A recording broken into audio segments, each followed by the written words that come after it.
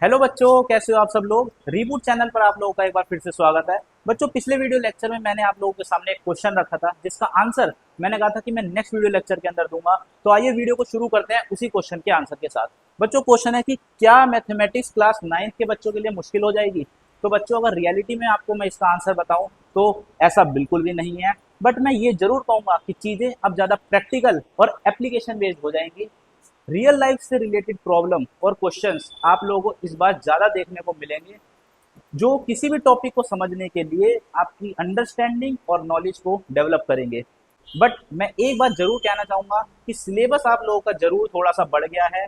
Chapters थोड़े से include किए गए हैं। पहले 12 चैप्टर्स होते थे, अब 15 चैप्टर्स कर दिए हैं। पर बच्चों, ऐसा नहीं है कि चीज़ें मुश्किल हो गई हैं। अब 10th के टॉपिक एपी और 11th के टॉपिक जीपी जो 9th में ऐड कर दिया गया, अगर मैं उसकी बात करूं तो बच्चों जीपी के नाम पे आप लोगों का बीपी बढ़ाया जा रहा है। जी हाँ बच्चों, बिल्कुल सही सुना आपने। अगर एपी और जीपी के प्रैक्टिकल एग्जांपल्स की मैं बात करूं रियल लाइफ से रिलेटेड, तो बच्चों ये टॉपिक बहुत ही आसान है। अब देखो, अगर मैं आप लोगों को जीपी समझाना चाहूँ तो बच्चों मान लो ये एक पेपर है। मैंने इस पेपर को ऐसे फोल्ड कर दिया। अब ये पेपर बच्चों दो पार्ट्स में डिवाइड हो गया। पहले ये सिंगल पेपर था, अब दो पार्ट्स में डिवाइड हो गया। मान लो मैंने इसको एक बार वैसे और फोल्ड कर दिया गया। बच्चों, अब ये पेपर चार पार्ट्स में डिवाइड हो चुका है, 1 2 3 4। मान लो मैंने इसको एक बार ऐसे और कर दिया। अब ये 8 पार्ट्स में डिवाइड हो चुका है। तो बच्चों, ये जो 1, फिर 2 पार्ट्स, फिर 4 पार्ट्स, फिर 8 पार्ट्स एंड सो ऑन 16, ये जो आपके सामने नंबर पैटर्न आपको दिख रहा होगा बच्चों, ये नंबर पैटर्न ही जीपी कहलाता है। क्यों? आप इस पैटर्न के अंदर कोई भी दो नंबर उठा लीजिए, अगर उनका आप रेशियो निकाले, जैसे 2/1, 4/2, 8/4, तो बच्चों वो हमेशा 2 रहने वाला है।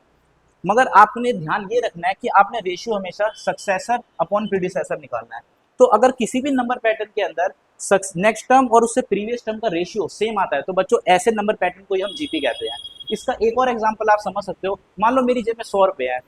मान लो मेरा काम अच्छा चलने लग गया, हर घंटा पैसा डबल हो रहा है। तो बच्चों इस समय 100 रुपये हैं, 1 घंटे बाद 200 हो जाएंगे, 2 घंटे बाद 400 हो जाएंगे, 3 घंटे बाद 800 हो जाएंगे।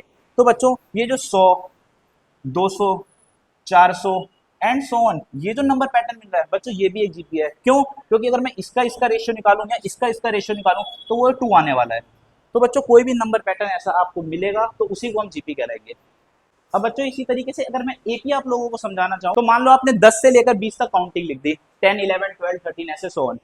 तो अगर मैं यहाँ पर किसी भी दो नंबर को उठाता हूँ इस काउंटिंग के बीच में से, जो मैंने 10 से 20 के बीच में लिखी है, तो उनका अगर मैं डिफरेंस उठाऊं, जैसे 10 और 11, 11 माइनस 10 में करूँ तो 1, 12 माइनस 11 में करूँ 1।